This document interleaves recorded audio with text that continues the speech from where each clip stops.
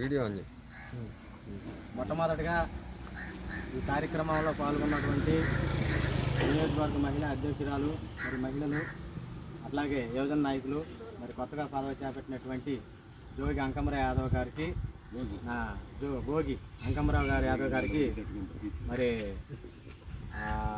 నా యొక్క శుభాకాంక్షలు తెలియజేస్తున్నాను, అభినందనలు తెలియజేస్తున్నాను.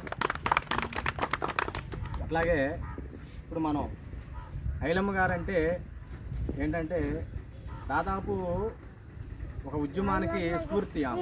మహిళల్లో బీసీ మహిళల్లో ఒక ధైర్యానికి స్ఫూర్తి ఐలమ్మ గారు. ఒక బీసీ సామాజిక వర్గంలో ఉన్నటువంటి కులాల్లో రజక సామాజిక వర్గం నుంచి పుట్టినటువంటి ఒక మహిళ.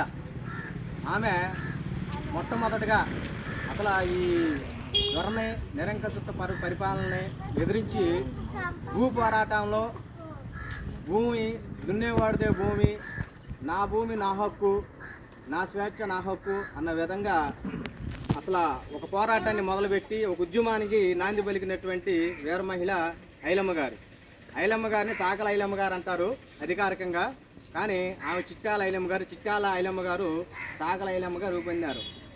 మన దురదృష్టం ఏంటంటే మన నాయకురాలైనటువంటి ఒక గొప్ప ఉద్యమ నాయకురాలు దాదాపు 129 సంవత్సరాల క్రితం బీసీలు మనుగడ కోసం, బీసీల యొక్క హక్కుల కోసం, మరి బీసీల యొక్క ఉన్నత విధాన ఎదుగుదల కోసం భూపోరాటం మొదలైనటువంటి ఐలమ్మ గారు నేను స్ఫూర్తిగా తీసుకొని మనం ముందుకి నడుచుకుంటూ పోలేని విధంగా ఆమె చరిత్ర కానీ ఆమె గురించి కానీ మనకు తెలియనటువంటి విధానంలో మనం ఈ నియోజకవర్గంలో ఉన్నాం.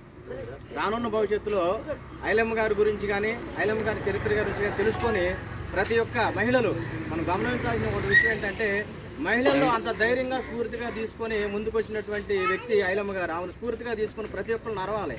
ఎందుకంటే ఆ ధైర్యం అనేది ఒక మన బీసీ సామాజిక వర్గంలో వచ్చింది కాబట్టి అలాంటి ధైర్యాన్నే ముందుకు తీసుకొని రాను భవిష్యత్తులో ఈ నియోజకవర్గంలో కూడా మా బీసీ సామాజిక వర్గాల్లో ఎక్కడైతే మా రజక సామాజిక వర్గాలు ఉన్నారో మా రజక సామాజిక వర్గాలు ఉన్నటువంటి చోట ఐలమ్మ గారి విగ్రహాన్ని ప్రతిష్టాపన జరగాలని చెప్పి నేను బీసీ సంఘం తరపు నుంచి డిమాండ్ చేస్తూ మరి ఇటువంటి కార్యక్రమాన్ని రాను ఇంకా ఉత్సాహభరితంగా ముందు మరింత ఘనంగా ఐలమ్మ గారి జీవిత తెలుసుకొని ఐలమ్మ గారి బాటలో మనం నడుచుకుంటూ ముందుకెళ్లాలని చెప్పి మరింత ఘనంగా వచ్చే సంవత్సరం కూడా చేసుకోవాలని చెప్పి కోరుకుంటూ ఈ అవకాశాన్ని కల్పించినటువంటి మా బీసీ సోదరులందరికీ నా హృదయపూర్వక ధన్యవాదాలు తెలియజేస్తున్నాను.